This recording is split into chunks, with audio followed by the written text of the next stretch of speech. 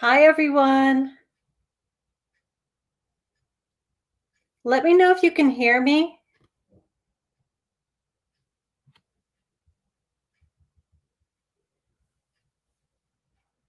Hi, Wood Thrush Cottage.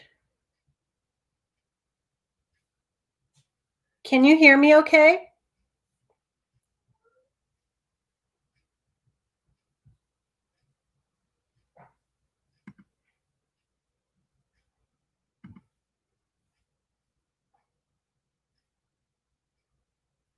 Okay, awesome. Thank you. It's like quiet. Okay, people are starting to come on. So I'm just going to wait and let people come on. Hey, Rochelle. Nice to see you here or read you here. It's so weird to say. Um, and with Thrush Cottage, you're Diane, right? I always feel like I'm like trying to remember everyone's names, but I'm pretty sure your name is Diane. So people are coming in. How's everyone doing today? So I'm just going to wait a few minutes, let some people show up before we start talking. I'm hoping that people will share some of their experiences. Hey, Heidi. Ooh, I'm on the big screen. Oh, no. Yes, I'm hoping people will be willing to share experiences, but if not, that's okay too. You know, there's no pressure. But I've been meaning to talk about spiritual narcissism since I did my live on power, which sort of was like a brainstorming for me leading up to talking about spiritual narcissism or covert narcissism, because they often go hand in hand. So I have all my notes here from my power video. And if you haven't seen that, check it out. I'll link it somewhere later on when we're done, when I'm able to edit this. Let's see. Yes, Diane, hi. All right. There's more. I can see more people coming in. Okay. Does anyone have any questions they want to put forth before I just start rambling on about spiritual narcissism, maybe sharing some experiences, or anything else? I think a lot of people, not just in like the tarot witchy community, but a ton of my clients, and I know a lot of people who follow me on YouTube and my blog and other places, have had lots of experiences with narcissists, often usually in a romantic relationship, but sometimes family dynamics as well, and often in a spiritual sense, because many of us are spiritual seekers, spiritual beings. We're interested in all sorts of mysterious, mystical, occult, spiritual things. So we encounter a lot of people with those same interests, and because many of us are highly empathic, we tend to attract the vampires, basically, the narcissists. You know nothing about this, or that's awesome. You've had not have an experience with this, Diane. Just make sure I got all the okay. So when I talked to them in my live on power, which was like 3 months ago, so this is how long I've been like waiting to find an open large chunk of time to do this live, this video. I talked about power, and often, let's see, I'm looking at my notes, how it's about ability. We often think of power as control, but healthy power isn't about controlling other people. It's really more about controlling ourselves. But when it comes to the narcissist, so this could be a full-blown narcissist or someone who tends to show narcissistic behaviors, but maybe wouldn't be diagnosed as a narcissist, they often approach life and people, and especially relationships, in this idea that it's a power play. And that's why I did the power video first. It's a power play. It's about control. It is really about them controlling not just their lives, but life. But then it plays out as trying to control other people. And then it sort of like snowballs into what can they get from other people, and how can they create the illusion they want that they are, and life is how they want other people to think it is. Does that make sense? It's all a grand illusion. It's a play, like on a stage, right? But it's not sort of the spiritual, life is all a stage, right? The Shakespearean quote. It's a manipulated play for their own advantage. And I think people who are narcissistic or who are diagnosed narcissists, like, I think some are very aware of what they're doing, like that Machiavellian side of it, and some are not. It's all subconscious. And whether they're aware of it or not, narcissists are very wounded people. And I feel that's a big part why people who are highly empathic are attracted to them or attract them, because they're seeking someone to help them, to heal them. This is usually subconscious, but possibly on the conscious level, if they're Machiavellian, it's like, oh, I can get a lot from that person because they're open and they're very giving. And so it's not very cut and dry how conscious or not someone who's narcissistic is aware of it. But especially when it comes to spiritual narcissists, I feel like it's easier for people who are highly empathic on the spiritual path, whether it's a religion, a cult, or a spiritual practice, to get sucked in, especially if someone looks up to the person who is the spiritual narcissist. Like you idolize them, like they're your guru, you're a follower of them. I think it's easy to get lost in the confusion of it all, because if we have this ideal or belief like, oh, they're such a wonderful person and look at all these wonderful things they do and look at all this great stuff, we convince ourselves that those red flags that are popping up aren't really there, because we're like, oh, but they did this wonderful thing, which is a tricky thing with spiritual narcissists or covert narcissists. And I'm kind of combining those together in this video. And I should say, I'm not a psychologist. I do have a diploma in spiritual counseling, but I'm not a clinical psychologist. So if you want to watch a psychologist channel who talks about narcissism, a great one I recommend is Dr. Ramani, Ramani. That's her channel name. So I highly recommend hers if you want to look more, get a psychologist, a clinical psychologist view of this. So I'm coming from this from like the spiritual counselor perspective and my own experience. Am I making sense so far? I feel like I'm just like blah, blah, blah, blah, blah, blah. So just looking at some of my notes here. Yeah, the power play about controlling other people to give an image that they are great. So some may have what's called grandiose narcissism, like I'm the greatest spiritual teacher. I'm a great person because I follow this spiritual path. But often that's more overt, but more often they're covert. And it's like these little jabs here and there. So an example I can give is a relationship I was in 12 years ago or so. I've actually in the past been in a few relationships with narcissists. Took a while to learn my lessons. And we met through a Buddhist community. That's when I was studying a lot of Buddhism. And, you know, at first it's like, oh, wow, you know, he meditates, he goes to Sangha, he's very spiritual. You know, he would sometimes be a man of few words, and it sort of presented it as sort of like that Zen Buddhist, like, you know, you don't say much, or, you know, the slap on the hand is the message kind of thing. Not that he did that, but it was like something I couldn't put my finger on. There was just something I couldn't put my finger on that just felt not right. But on the surface, he seemed like this very spiritual person and interested in all these spiritual things. But as the relationship developed, you know, I would say, you know, let's say I wanted to talk about the relationship and something about it that bothered me. And he would say, you're being ego. So like they slap it's like spiritual bypassing. They slap it back at you like, oh, you're being ego.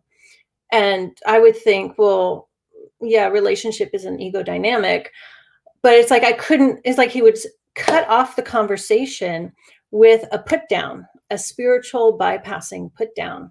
Let me just check the chat. Hi, Apurva. Hi, Alicia. So let me just look. I wrote some notes down. Yeah, he would say things like, you're being ego. Or if I use the word I, like I as myself, too much, he would say, oh, you're being ego, which is something that can be common in people exploring Buddhism because it's about breaking away from the ego, right? But he made it a tool to put me down, to attack, basically. And so it's like these little jabs, and it was very covert, all under the umbrella of I'm being spiritual and you're not. And yet at the same time, I knew it wasn't right, but he would cut the conversation in such a way that it was very hard to continue it. Another example is my ex-husband, which this was 20 years ago. He was religious. It's a religious spiritual path. And it was during that relationship that was my phase when I think he made me get rid of my tarot cards, or something happened to them where I was like, he tried to pull me away from my own spiritual interests if it didn't match his. And he would cut me down by saying, oh, like, those cards are stupid, those are evil, or what's wrong with you? So it was like always these little cuts. But narcissists often present it in a way where it sort of kind of makes sense, but it's just not quite right. Does that make sense to you guys? Like, there's part of you that feels like something's wrong here, but logically, if it's totally intellectual, think, well, they're making sense and I see their argument, but I feel like I'm being torn apart. That kind of energy. Rochelle, Amethyst says, I could see that there could be a fine line between becoming an empowered person. Yeah, that's true. And we, at least I, maybe you don't, but I've heard stories, I've seen stories, I've watched some like big, gurus, you look at their past, like, yeah, they started out, yeah, they seem like a great spiritual teacher, but it's almost like it got to their head, right? Literally got to their ego. And then it became a power play. And I think that's really hard for a lot of people who follow like big gurus who fall, or who make a mistake. One, I think people forget they're human. Two, if it like goes way out of hand, and they definitely seem to be abusive spiritual narcissists, it breaks people from their spiritual path and spiritual journey. Like it's very confusing for people when they look up to someone and then they do these horrible things and they fall. Yeah. And so I think, so bigger picture there, I think we're always challenged by, you could say, the universe, but I think it's really more our higher selves, our souls, wherever we are, whether you're like not spiritual at all, or you're newly on a spiritual path, or you're like a big guru with millions of followers. Our souls, our higher selves, God, the universe will always test us. And just because you're like way up there or viewed as an enlightened being in physical form still, it doesn't mean you're not susceptible to falling. And I often think like when people get into a position of power, any little, let's say, narcissistic threads in their personality, it can feed that, it can fuel it, and then it can explode. So yeah, it can definitely come out. Oh wait, I'm lost on the chat here. Yeah. And there's probably cases where, like in cults, that someone who's very egocentric and narcissistic like sets out to create a cult. And I'm thinking Scientology here. And that's kind of their goal. But I do think a lot of like big spiritual teachers who fall, or I don't know, have challenges of their own, that they start out with good intentions, and then those narcissistic threads like explode, like they aren't ready, or their soul tests them and they fail. But that's part of their journey too. It gets so complicated. There's so many layers to this.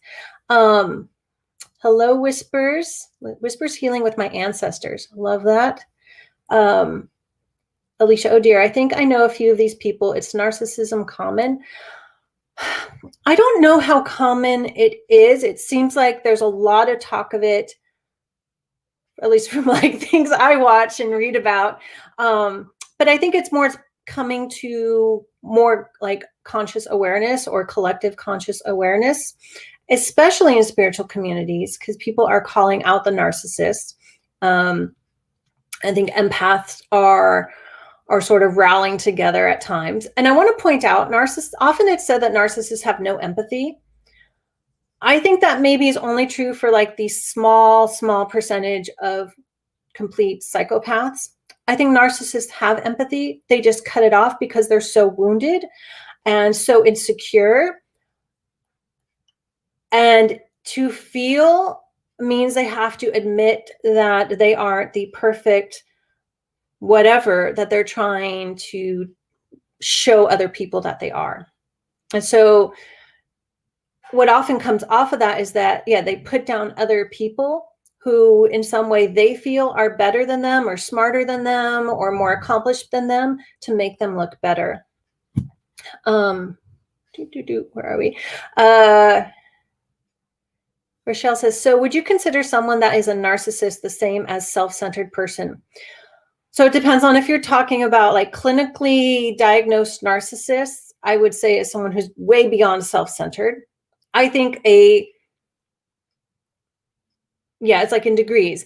A normal, average, healthy person who maybe have some narcissistic behaviors here will come across as very self-centered, but we're all human too. I think we all have some experiences where we behaved very self-centeredly. So it's like this, it's a scale, it's a spectrum, right? But it is very common. I would say all narcissists are self-centered, yes, but not necessarily all self-centered people are narcissists, like clinical diagnosed narcissists, but I think they have those threads. And I think it's life experiences, if they work on their wounds and their shadows, you know, whether or not that self-centeredness kind of explodes into narcissism, or they're able to work on it and alleviate some of that. Hi, Tammy Pie. Alicia, that makes so much sense. I've seen people change once they get into power. Yeah. And it's interesting because I've noticed actually a lot with the narcissists that I've known in my life, that one, challenges, crisis, and trauma bring out people's true nature that they hide. But power, great power also brings that out, which is very interesting because that's like two ends of the spectrum. Heidi says, that's Wandering Wild Woman. For those who don't know, I can see that some women that I admire, they seem to be extremely driven, and then that way they run over people in a sense. Yeah. And yeah, because I think like when people are in power and like,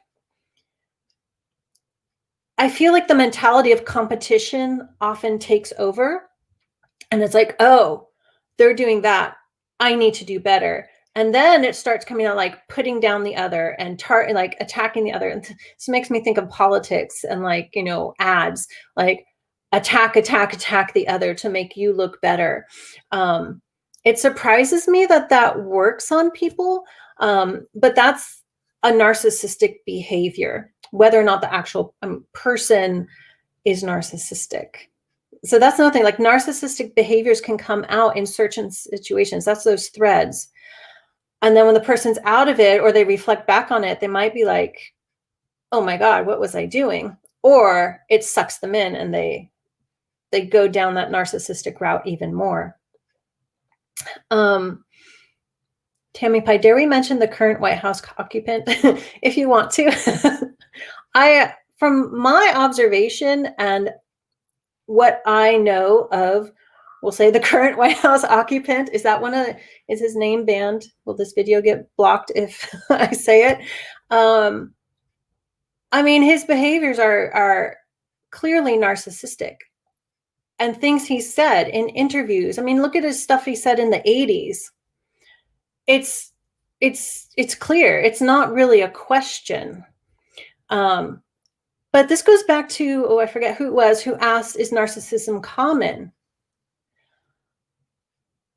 I think it's common enough that the general population, at least I can only speak to like the US, but this may be worldwide, or at least in like developed countries, the general population doesn't confront narcissism, doesn't confront those power plays, which could be a reflection of people's own shadows. I mean, there's many reasons why, but I think people get quiet, and especially if someone has a lot of power.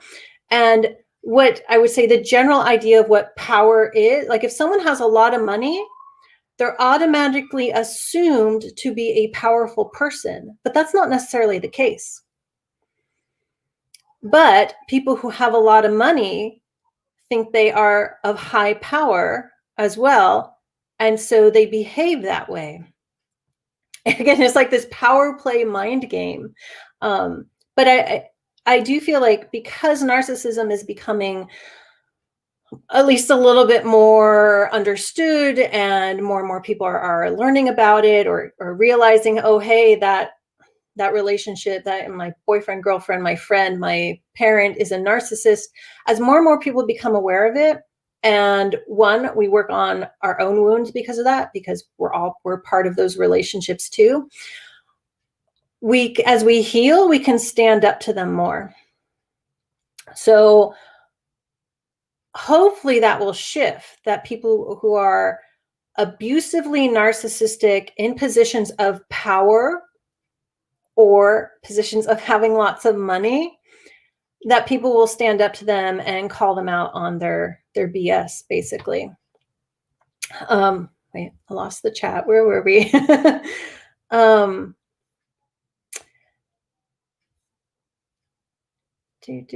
Okay. You're having a conversation. Okay.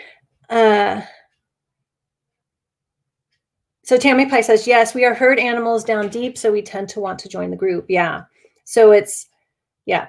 And as more of the group is aware of this and understands it and works on those dynamics in their own lives, then that spreads to the community and then beyond. It takes time, though. This is not something that happens in a month or a year. It's a long process. But I think because it is being talked about more and more people are aware of it, that hopefully that will help. But they're due to, like, I think I read it somewhere. It's in several times I've come across this, where a lot of CEOs of big corporations tend to have narcissistic traits. And that's because they have that bulldozer or that bully behavior, that one, it gets things done, but it can bulldoze into abuse and narcissistic abuse. Whispers Healing says, yes, it does. And I've seen this happening when people want more power. Yeah. When people want more power, it's either conscious or subconscious, and that depends on the person, but they realize they got to be part of the power play. But my view is you don't have to be part of the power play. You just have to be powerful in yourself.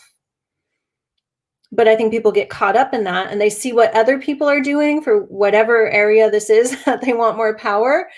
And that in itself is okay, but it's how they go about doing it. So if they observe other people who are narcissistic, especially spiritual narcissists, covert narcissists, and they look and analyze, okay, how did they get to their power? And they start to copy that without realizing the psychological implications. Yeah, they get totally sucked into it.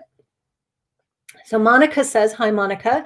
There are narcissists, but there's a trend I have observed in spiritual community to just call anyone, who gets, I'm talking too fast, who gets angry, or like every ex-narcissist. Some people are a victim, but many are just using. Yeah, the term, that's another thing, is like there can be finger pointing too. Like let's say someone just in one situation, they behave self-centeredly.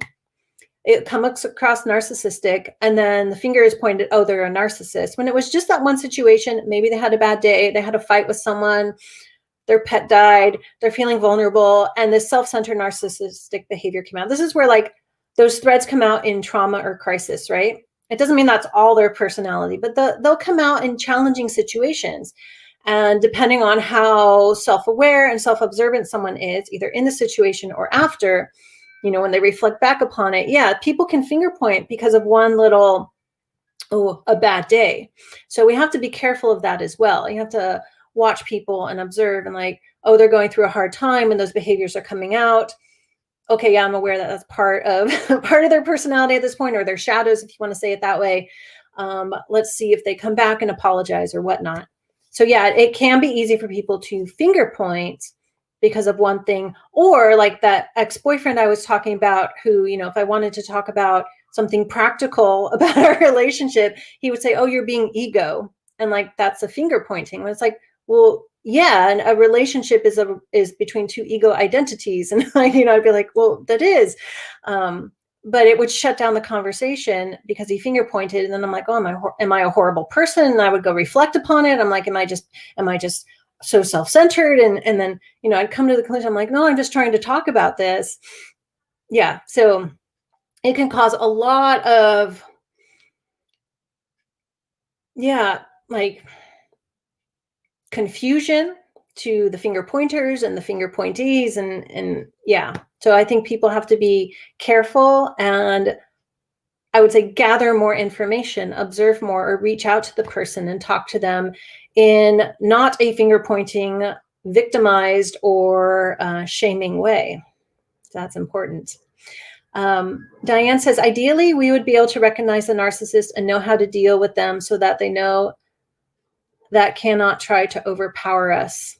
Yeah, so that's where you have to like kind of watch and observe and trust those red flags that pop up. Like to me, I actually see in my mind's eye like a yellow flag, and then I'll see a red flag, or I'll get this feeling, it's like right on my sternum, my breastbone, that I get when it's like, oh, and I've learned to listen to that. I used to ignore it and be like, oh, what is wrong with me? But it was like, that was my intuitive signals. The challenge is you can't usually point it out to the narcissist themselves. So you have to learn how to deal with it. Because if you confront them, they'll deny it and they'll throw it back on you. They'll accuse you of the same thing. They'll give you an example of something you did, and you could be like, oh, kind of, oh, I'm sorry. And then you're like, then you're confused again. So you can't usually like confront the narcissist. You just have to learn how to deal with them if they're in your life and you need to.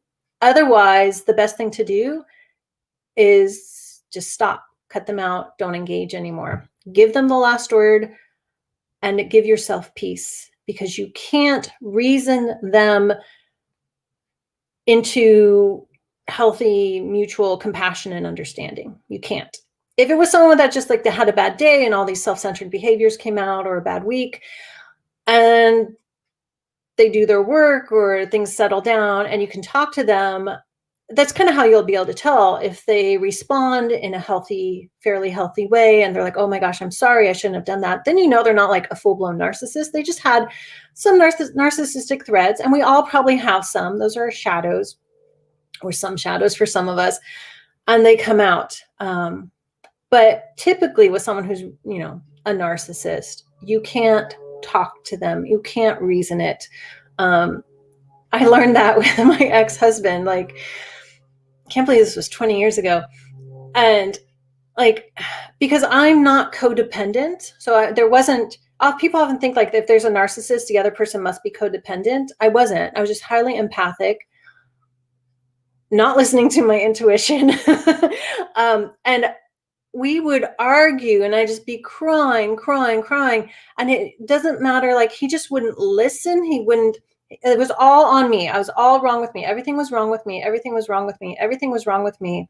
I'd say, let's go to marriage counseling. He's like, no, you're the one with all the problems. You go. So I did. Like, it was just, you can't reason with them. And so you have to stop. You just let them have the last word, because if you do another word, they'll come back. Let them have the last word. They might try to throw some jabs for a while. You just stop and give yourself the peace and do your own healing and your own work. Because, whether it's a relationship, a friend, a boss, a coworker, a parent, like family, it's hard. You can't just totally cut off, but you have to do your own work, because you're part of that too, and understand why you are in it, and give yourself that peace. Yeah. Okay. And that's how they don't overpower us. We don't give them, it's like if you give them information, whether they ask a question, you say no. And with a narcissist, often whatever answer you give, yes, no, you do this, you don't do this, it's wrong. you fuel the fire. So that's why you have to sort of cut off as best you can. You know, again, if it's family or someone you work with, you have to find other ways to set your boundaries. That's really important. And that's how they don't overpower us. But if you keep feeding them with stuff, communication, a text, Facebook, whatever, it's fuel for them to overpower and do their jabs. And it's like secret covert stabs in the back. Tammy Pie says, me. Oh, and what about me? Yeah. Oh, yeah. That's exactly how they are. And if you try to talk about something, they're like, why are you attacking me? You know, it's like, yeah, I did all this for you, you know? Yeah. It's crazy. I mean, this is the gaslighting. It's crazy making, and they try to think, that's like my ex-husband, he tried to make me think everything was wrong with me. And so I'd journal on it. I'd talk to people, I'd go to therapy, and I'm like, I think I'm doing okay. And I'm just, and it eventually dawned on me, I'm like, he's got a problem and I need to get out of this. Yeah. That's summing it up very, very shortly. Okay, back to like high iridescent C. Tamara, yeah, the problem with the narcissist in power is the acolytes who support the behavior.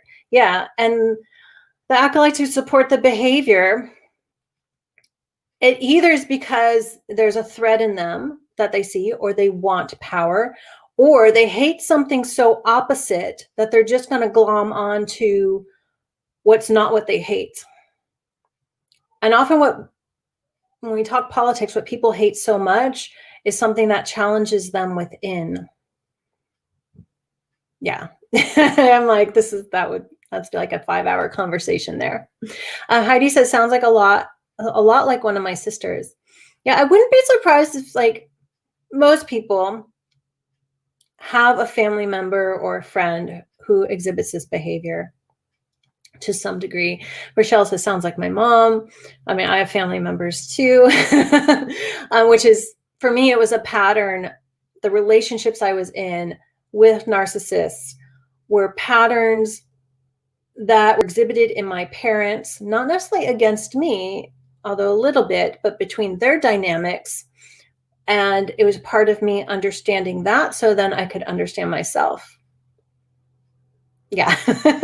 And it's true. We often attract people in our lives to teach us something, even the narcissists.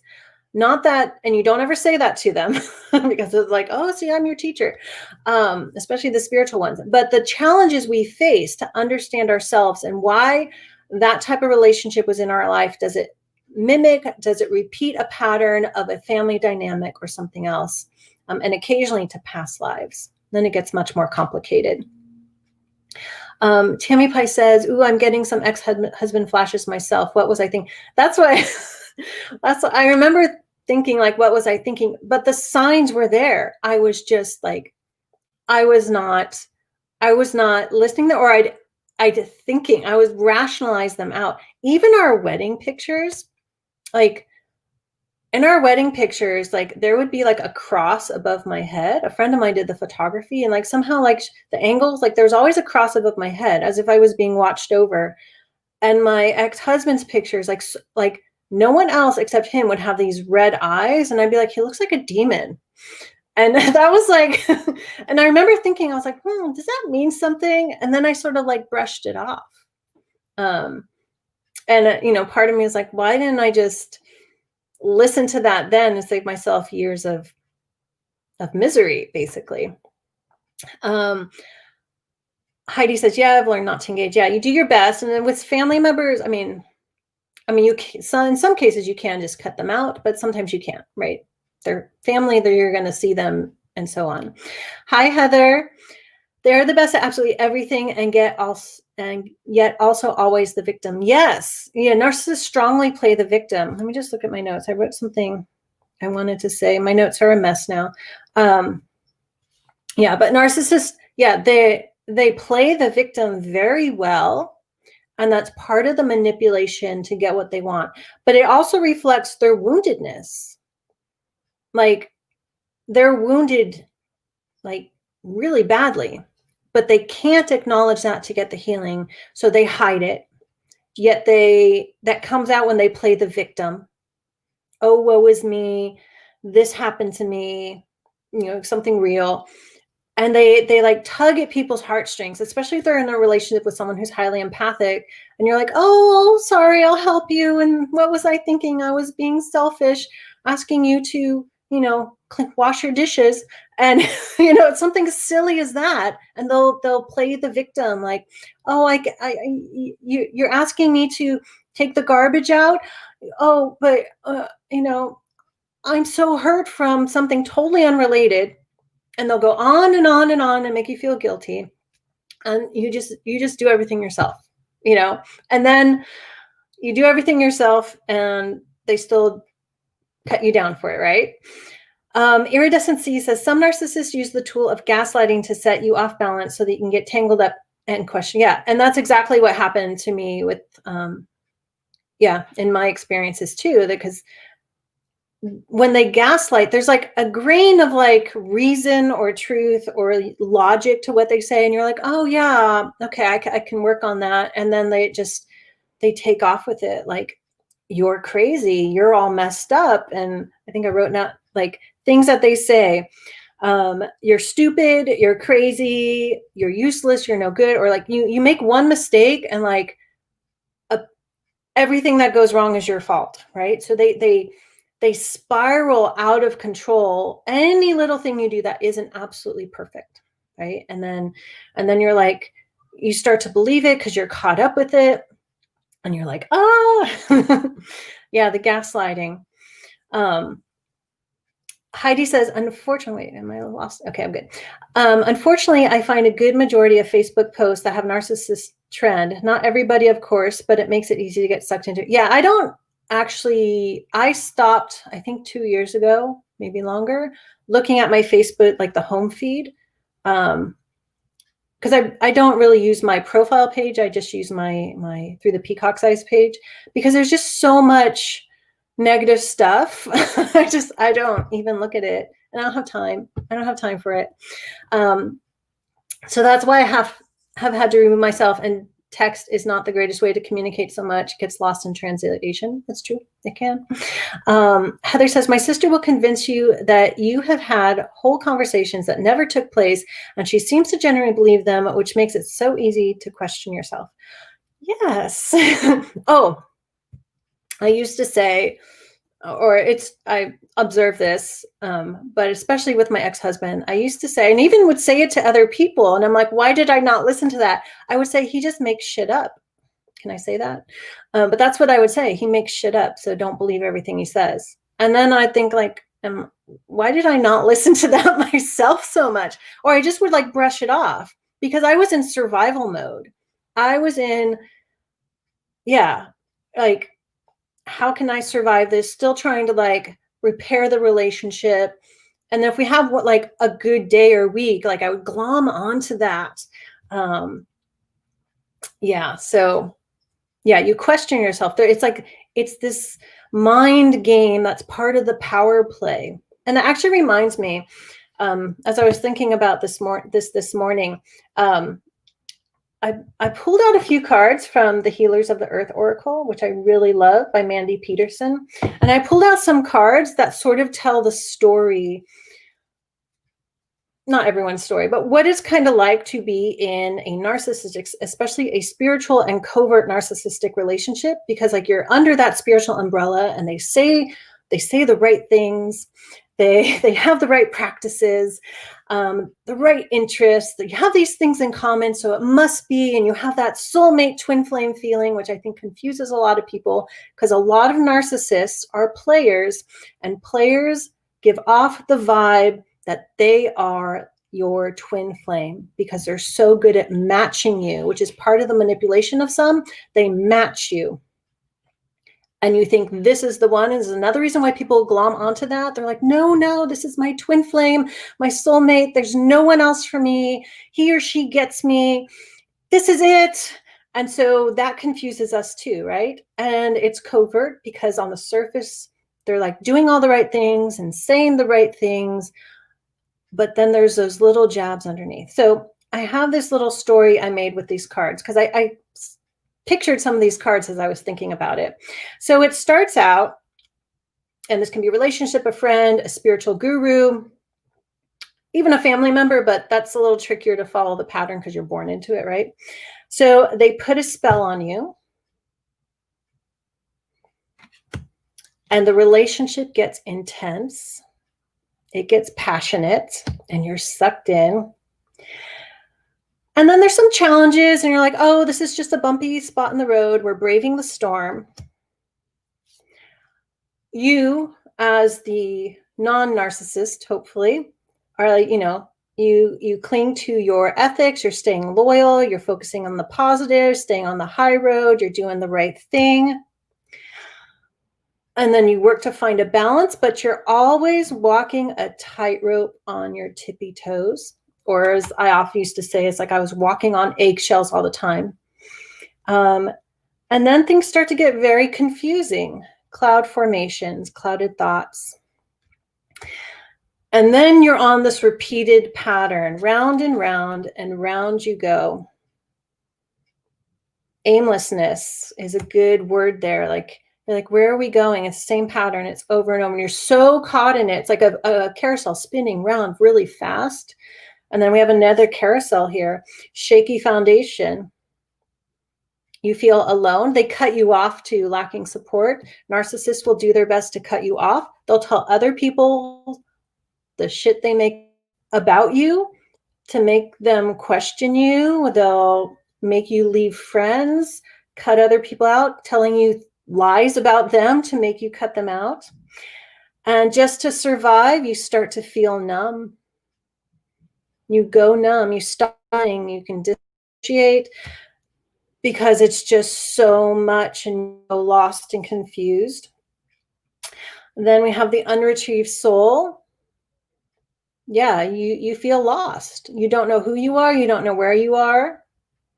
You may, out of body, some people, get lost in drugs, addiction comes in to just as a coping mechanism. That's when it gets really extreme. Or if the narcissist has addictions too. And then this is the card I used for announcement, toxic, radiotoxic. You realize you're in a toxic environment. You realize you're with an emotional vampire or vampires, because sometimes people realize a whole bunch of people they are like this. And it's like you realize, oh, it's not all me. And I say it that way because, we're still part of the relationship. So there's our own stuff to work on, especially if someone is codependent, because that has other issues itself. And we realize we're caught in a web of manipulation. And then what do? We have to figure out how to get out of the web. So that is a great little summary of how the story goes. And that can occur over months, over years. Some people are in a relationship for a lifetime, especially if it's like a parent. They're in that dynamic. And it's only when you get to this point where you're like, oh, poopy, I'm caught in a web. Now what do I do? And it's hard because you're caught in a web and you're cut off from people. Hopefully not everyone.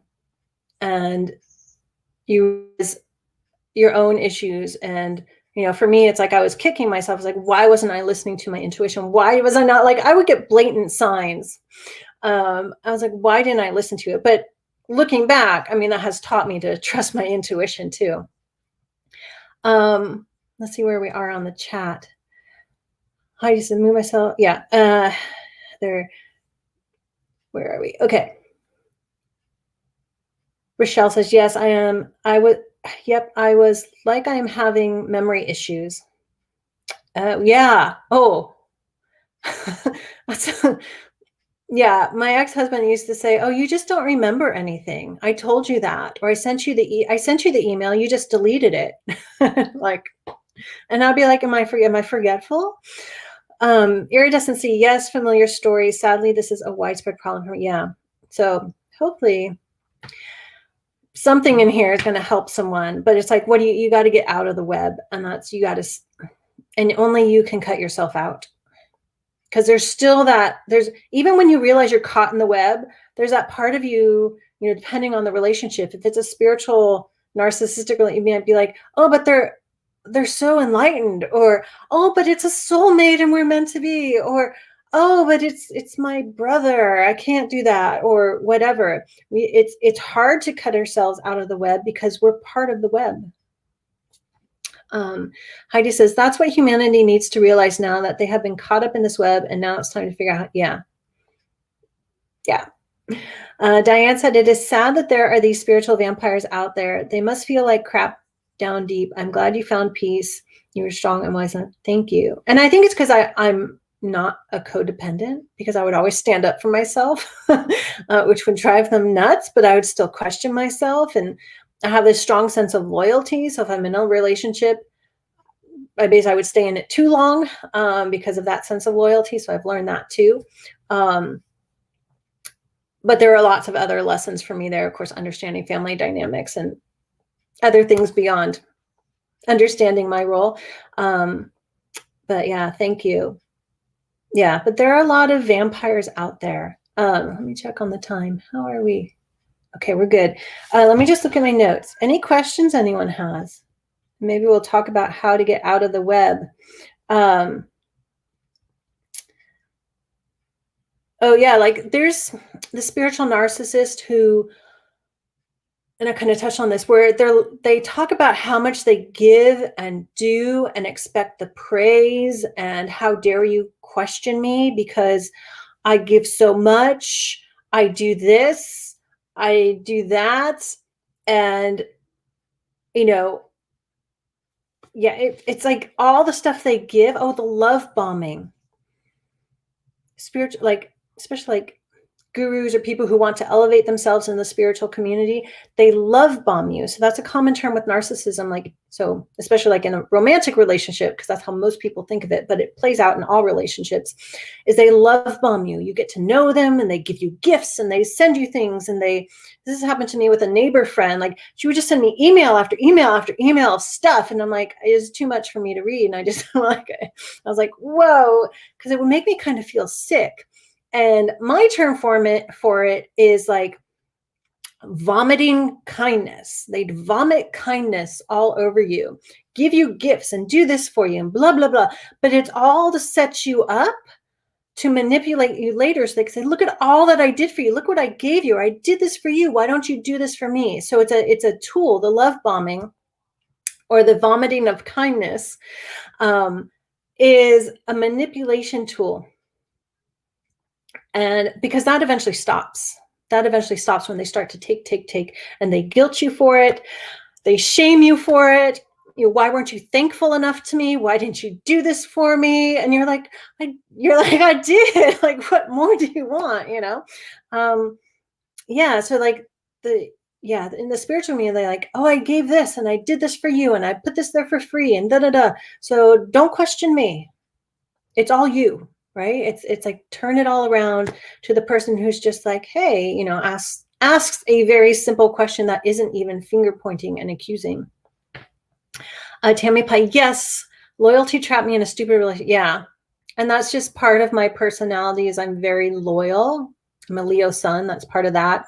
And in MBT, I'm an INFJ, and INFJs tend to stay in relationships too long. So that was like a hard lesson to learn. Yeah.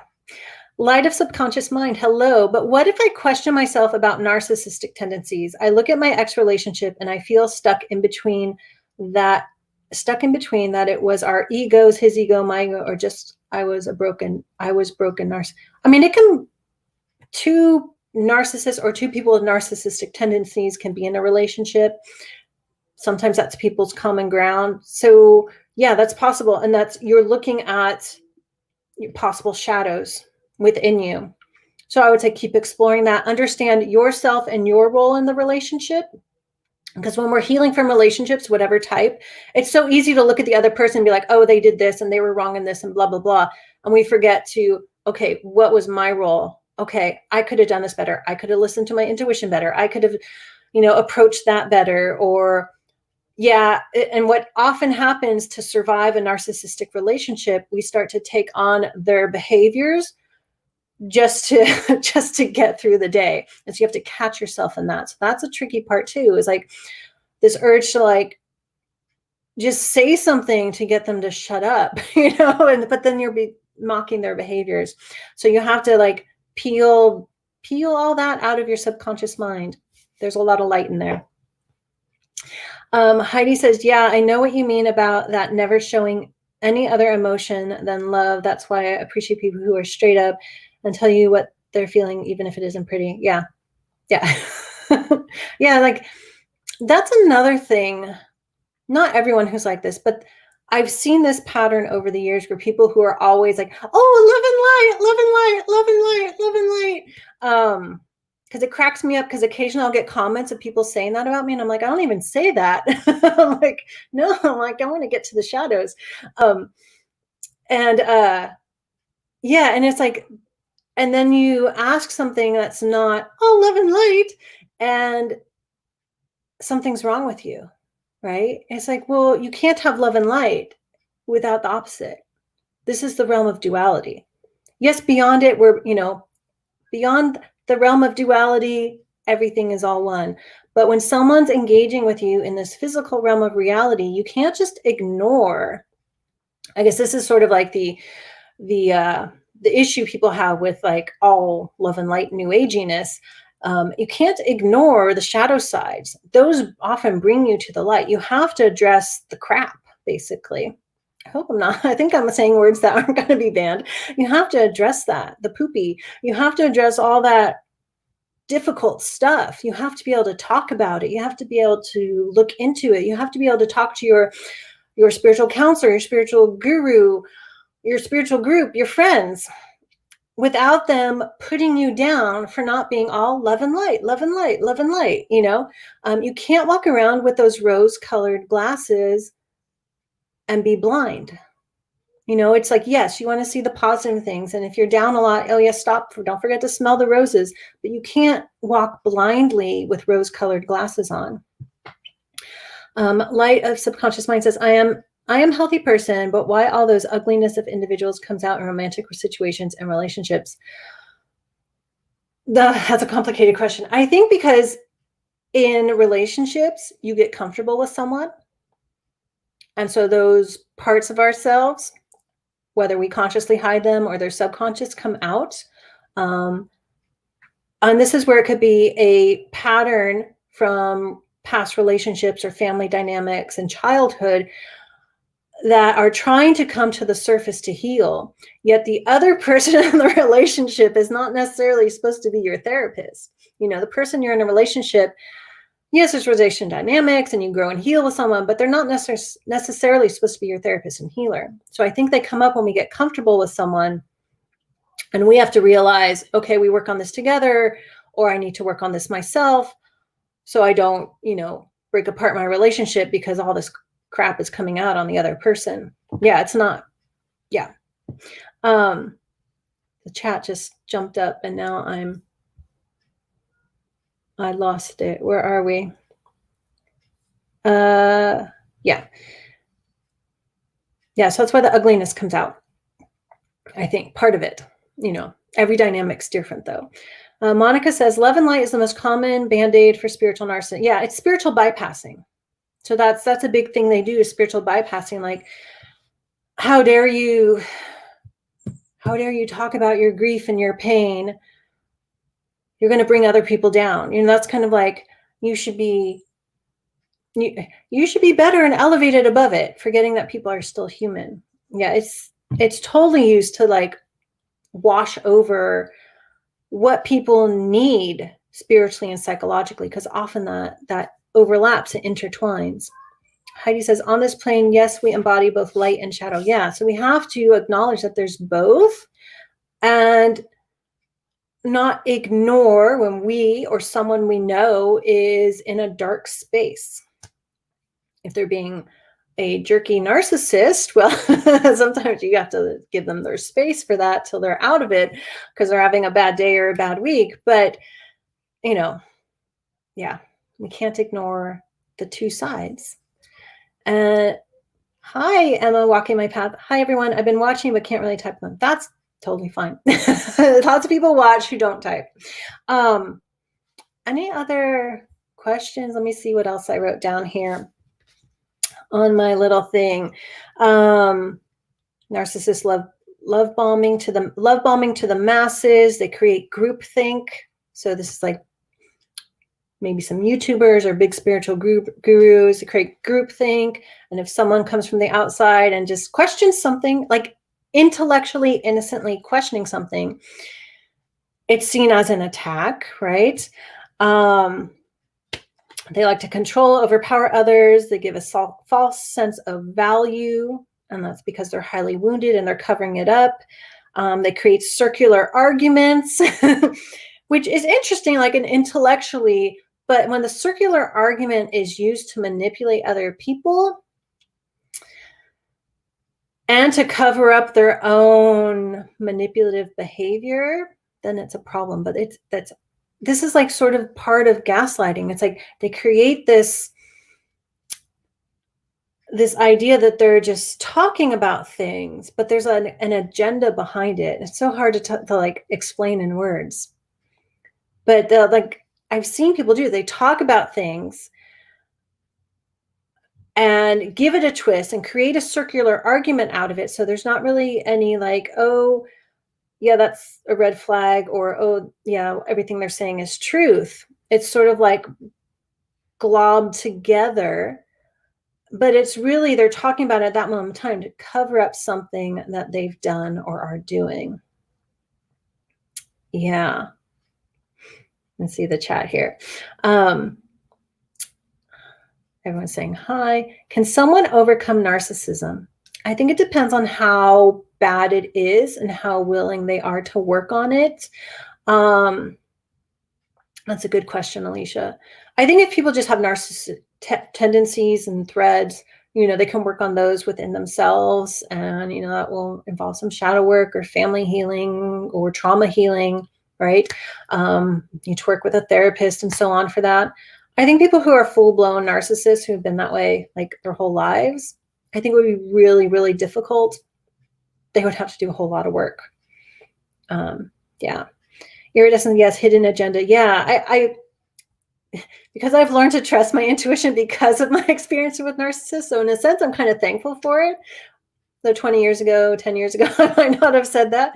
I feel like I spot those things very quickly, especially when watching like a YouTube video of someone, because people think they're hiding behind the camera.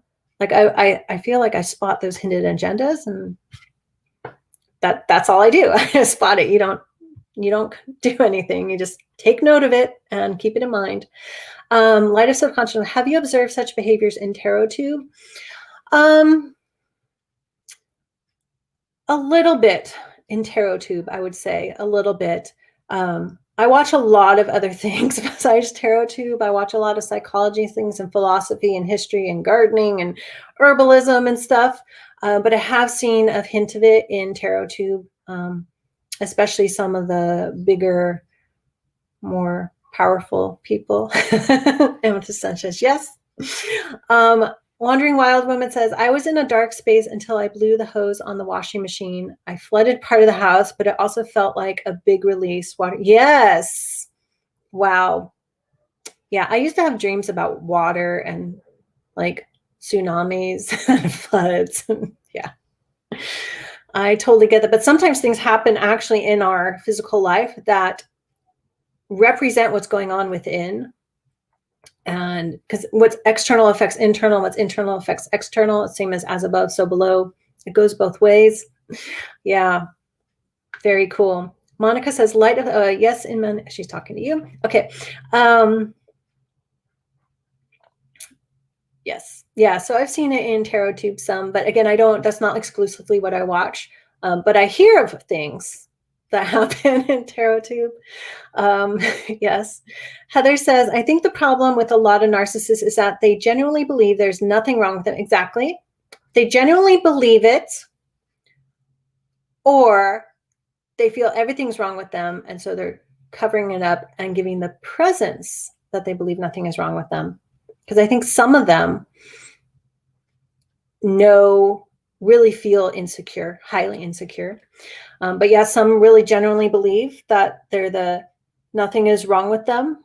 And maybe that's the presence in the White House that people have asked about. It makes it difficult for them to ever work on. Yeah. Yeah. So the ones who are,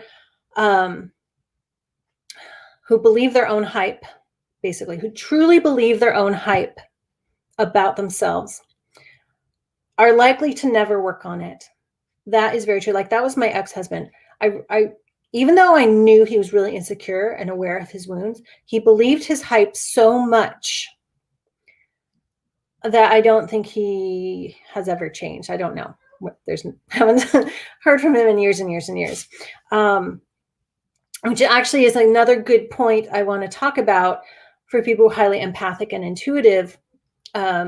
When someone believes their own hype so 100% or close to that, that's what you pick up intuitively.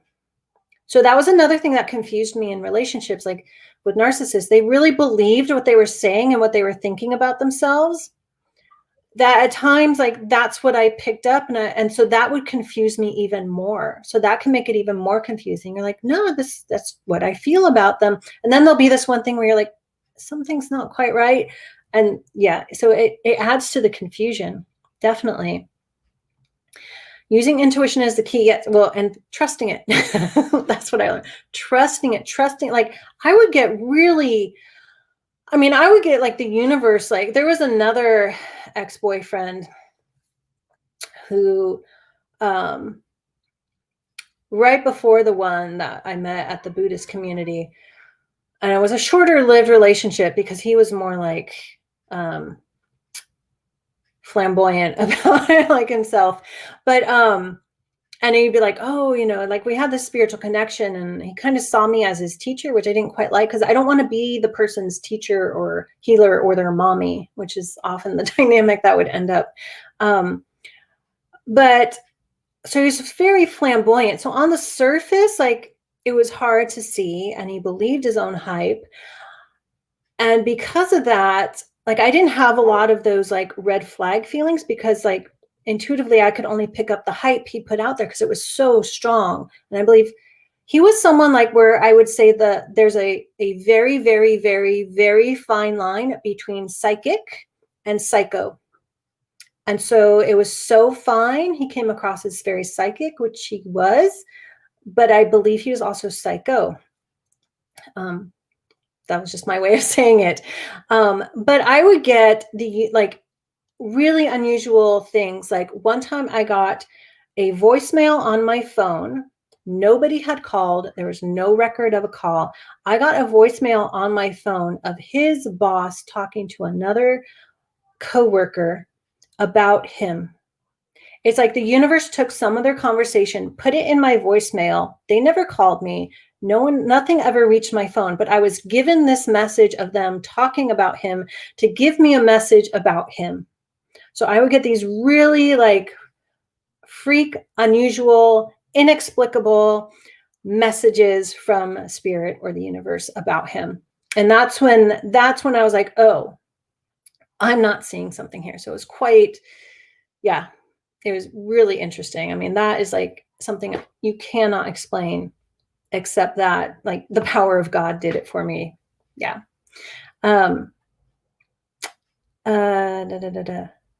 Nikita, hello. Which tarot card can indicate narcissistic energy? The devil. The devil. Yeah. Anand says, hello. Is there a relation you've noticed between nakshatras and narcissism? Oh, I have never thought about that. But what pops into mind first and foremost is Magha Nakshatra, so in Leo. And the Leo nakshatras, it doesn't mean everyone whose moon is in one of the Leo nakshatras, especially Magha, is a narcissist, but that it has kind of that energy. So off the top of my head, but I haven't thought about that. I'm going to look into like think about that a little more. Like, but I would say it's in that middle 9. So if you watched my video on the journey of the moon through the 27 nakshatras, it broke it down into 3 sections of 9. But that middle one where it's very materialistic, but Magha is what's coming into mind. That's MAGHA for those wondering. Heidi says microcosm, yeah, microcosm, macrocosm, internal, external. It goes both ways. Yeah. Let's see, did I miss anything on the chat? I think I'm good. Okay, let me just go through my notes. I think we've been an hour already. I can go a little longer. Yeah, I wrote down like narcissists tend to ignore common sense, yet they gaslight and manipulate around it. And they ignore your feelings. They can be apathetic. They can feign emotion. And I think like my ex-husband, like if I cry all the time, we were arguing, he would say, he actually said it once. He said he didn't believe crying was real, that it was just an act. And I was like, what? Like, you don't understand that people are hurt when they cry. So that's like totally cut off empathy and emotions. They guilt trip you with wounds. Yeah, I talked about that. Talked about spiritual bypassing, avoiding or suppressing their own wounds or issues is sort of the textbook definition of that. So when someone avoids their own or suppresses their own issues and wounds because they see it in someone else, they bypass it and they put you down. I also called, like, I used to, like, I made my own term before I heard of spiritual bypassing. I called it spiritual scapegoating, where it's like they blame the other person for everything. And we kind of talked about that. Some, especially spiritual narcissists and covert narcissists, because they're hiding it, right, have excessive optimism. That's that rose-colored glasses. Oh, and another interesting thing, like narcissism, I feel is harder to see in females.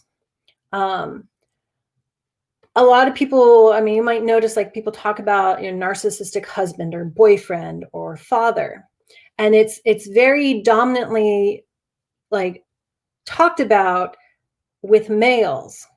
But I don't feel it's more common in men than women. I don't really know the percentage, but I have observed that it's harder to see in females.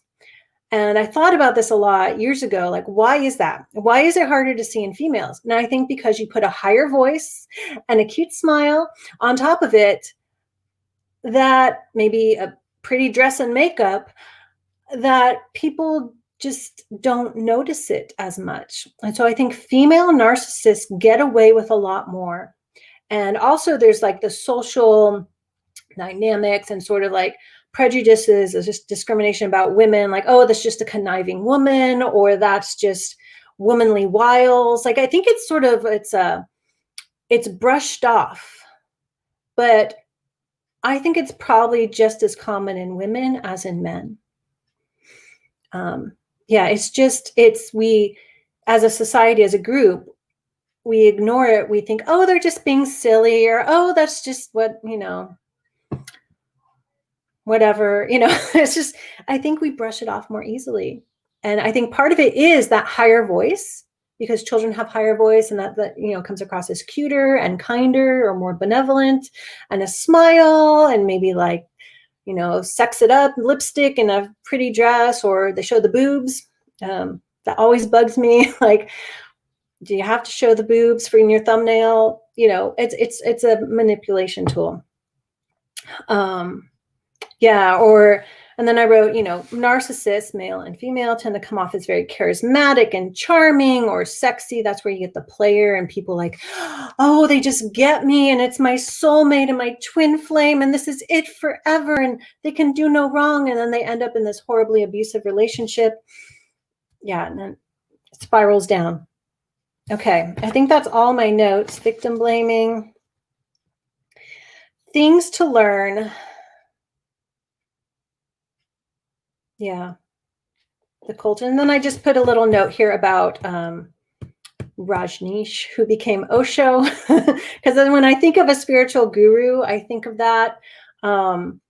So before he became Osho, like there's the Osho Zen Tarot, which looks really cool, but I have this image in my head of when he was Rajneesh, and he had a commune in Oregon. And a friend of mine, actually the friend who introduced me to Vedic astrology years and years ago, she lived near there when she was growing up. And like, so she gave me a firsthand story of like his like dozens of Rolls Royces and all the crazy stuff they did to manipulate the polls so they could like get more land. And it was just all this horrible, like spiritual narcissist manipulation of the commune. If you don't know, you know, there's like some documentaries on YouTube going back to, I don't know, the 70s or whatever, 60s, talking about it. But that's like that's always the first thought when I think of like a big spiritual narcissistic guru is Rajneesh and that commune in Oregon and all like the just ridiculousness that went on. And, you know, all those Rolls Royces, like that's just a show of power. You know, that's like, you know, showing all your pretty peacock feathers and like, look at me, I have all these Rolls Royces and everyone gave me all their money for the commune and all the stuff that goes on. So, I mean, that's the bigger scale of spiritual narcissism. But I think a lot of us encounter it in our everyday life, whether it's someone we know in person or someone like we follow on YouTube or some, you know, the stack of books we have and we thought this was the greatest teaching. And then you hear, you know, you hear reality of what happens out in the world.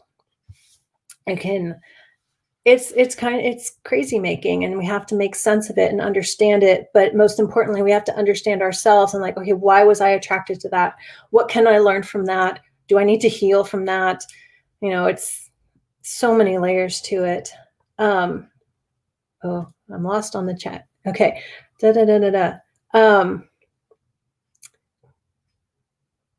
Monica says, my moon is in Leo in Vedic astrology. Okay, doesn't mean you're a narcissist. That's just the one that popped into my head. Nikita says, devil reverse, any particular combination? Because devil feels very Capricorn like many times. It can be upright or reversed. It's interesting, like I learned reading tarot reverse and I read with reversals for like 20 years. And then one day I decided to help clear my decks as I'd put them all back in order upright. And then I just started keeping them upright. So if there's like a reversal message, it will come through. Sorry, I need some water. But it also depends on the reading. But just off the top, if there's like one card that would indicate narcissism, it would be the devil. It can be upright or reversed depending on how you read. It is very Capricorn. Yes, it doesn't mean that that person is a Capricorn. I actually don't associate the astrology of tarot cards to the signs of people. When I do readings, I don't do it that way. I read more the energy. And you said like many times. So you're getting the devil card a lot concerning a person. It can also mean addiction. And I wouldn't be surprised if the majority of narcissists have some sort of addiction, whether it's a substance or it's television or it's sugar, or like my ex-husband, it was exercise. And I think that's part to numb the feelings they don't want to feel within themselves. So that doesn't surprise me because devil is often addiction. It's also fears. It could be representing your own fears of not wanting to confront something, or, you know, it's like rider weight, the chain on the neck. You know, are you chained? And do you need to remove the chain and free yourself? So much. Monica, for me, it's devil with moon or high priestess. Oh, interesting. So the moon can also represent deception and illusion.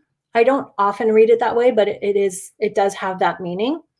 Heidi says, or they mask it as with a sense of humor. Yes. I actually wrote that down here. Like they would joke. They'd be like, they'd put you down and you'd be like really hurt. And they're like, oh, I was just joking. So sarcasm is often comes from people who are very insecure and depressed. And I would say lots of narcissists are probably depressed, even if it's very subconscious, because they're insecure and they don't like themselves. And that's because they're very wounded. And so I point out the woundedness because as horrible as some can behave, we have to still have compassion for them and understand that. Though if they're in our lives, we still have to remove ourselves so they don't abuse us until we're in a really good space. But ideally, you just remove if it's really bad. Iridescency, I cannot get over his scalawag behavior. It takes time. It takes time. I mean, some of these, like, it took a long time for me to understand. And so the last narcissistic relationship, was that one 12 years ago, the guy I met, the Buddhist community. That took a long time. And he was the most covert, had the most covert behavior. And on the surface, everyone would say, oh, he's nice. He's nice.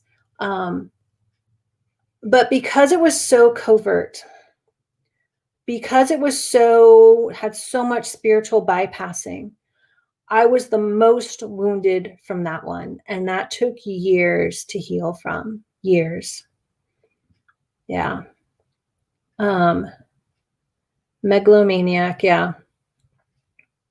Yeah. When they're like flamboyant and charismatic and, mega's big, megalomaniac, like, you can still dislike it, but as long as it's not eating at you. And if it's eating at you, you still need to do the work. Osho was stockpiling guns and army tanks to protect himself. Oh, I forgot about that. Rochelle, I'm a Capricorn. Hopefully that doesn't mean I'm, no. Yeah, Yeah, so, yeah. But the devil card, yeah. If I had to pick one, that would be it. Although you never know. If, like, you're in a relationship with a narcissist who's a very charismatic player, flamboyant, out there, it might come out as the magician, or for some reason I'm seeing the judgment card, but it really depends on the reading. But if there's one card to pick, I would say it's the devil for sure. Okay. I think that's all I wrote in my notes. Yeah. Any other questions or any stories anyone wants to share before we wrap up? I'll get some water here. So Nikita says, no, I read tarot, and many times in readings for other people, I get devil. Mostly devil speaks of Capricorn-like energy, slaves to structure and prone to addictions and insecure, self-critical. Yeah. And fears and shadows and yeah. Yeah. But just because the devil comes up doesn't necessarily mean someone's a narcissist, right? Again, it depends on the reading and what you intuit from it, what you feel from it, what other cards are there. I've been talking too fast. I feel like wanting to hiccup. Yeah, self-critical, unloved. Yeah, and that's something to think about if you've been in a narcissistic relationship. Part of your healing, part of getting out of that web. I do recommend working with a therapist if that can be very helpful, or to get an outside perspective. Is, do you feel unloved? Do you feel unworthy of being truly loved? And is that why you end up in this sort of relationship dynamic? So that's something to think about too. This is very interesting, Julie. Thank you. Thank you, Heidi. I was like, what is she talking about? And now I get it. I know coming into this, I'm like, what am I talking about? But do watch when I'm able to edit this, because I can't edit it till like tomorrow. It takes a while. I'll add in or maybe I'll pin it to the comments. I can do that. The link to the video I did on power, which was sort of like the warm up for this. So we'll check that out. And hi, Trevor. We're just wrapping up, so you have to watch back. Diane, my takeaway from this is we can reason them into compassionate understanding. We can't reason them, into compassionate understanding. Let them have the last word, free ourselves, and find our own peace. Thank you. Yes, that is a wonderful way of summing it up. Very simple. And remember, that can sometimes take years because we got to do our own healing work, understanding ourselves, those dynamics and relationship patterns and all that stuff. Yeah. And again, if you want to watch a good YouTube channel talking about all things narcissism, check out Dr. Ramani. Oh, I don't have the link, but I'll just write it down here. That work? Yep. I've never commented in my own chat, or maybe I have. So check out her channel. She breaks everything down. I think it's a really good overview, especially if you've been in a narcissistic relationship and you're trying to understand like what happened, what was I in, what was going on, and then understand, okay, this is what I need to do for myself to heal. Because you don't come out of that just okay, like, oh, I'm over it. that's suppressing. There's always stuff we need to look at within ourselves. Otherwise, you're just going to end up in that type of relationship over and over and over again. Yeah. Hi, Quirky Coach. I hit the nail on the head. Thank you. Nikki's, what would be the insight into your own psyche for attracting narcissistic energy? Into my own psyche? Part of it was understanding my parents' relationship and how that had impacted me. That's a big piece of that. And that I didn't come to full understanding until after years, only in the last maybe 5-6 years ago, understanding that. And even kind of I'm still understanding more layers of that, understanding that. Because a big part of my healing has to do with my parents' relationship between them, and then how that impacted me with each of them. And then, of course, there's that layer, insight into my own psyche, really understanding my own psychic, spiritual connection, psychic abilities, intuition, and even my own power, really. So yeah, there's a lot in there. Yeah. Rochelle says, thanks for the discussion. You're welcome. Hope y'all have a wonderful day, evening. Okay, so I think I'm gonna, clear out here. I have a day of work to get going. Again, the deck I used for that story was Healers of the Earth. I love this deck. I use it a lot for readings, for healing. Yeah, thank you guys for being here. If you know someone who's in a narcissistic relationship or idolizes a spiritual guru, teacher, whatever, tarot reader too much, and you feel they need to get back down to earth, maybe share this with them. Sometimes it's hard for people to hear that when they're so enmeshed in it. When they're so enmeshed in the web, they're not aware they're caught in the web. But hopefully this helps someone out there. Thought it'd be good to talk about. Okay, I'm signing out. Thank you everyone for being here, and I'll see you guys soon.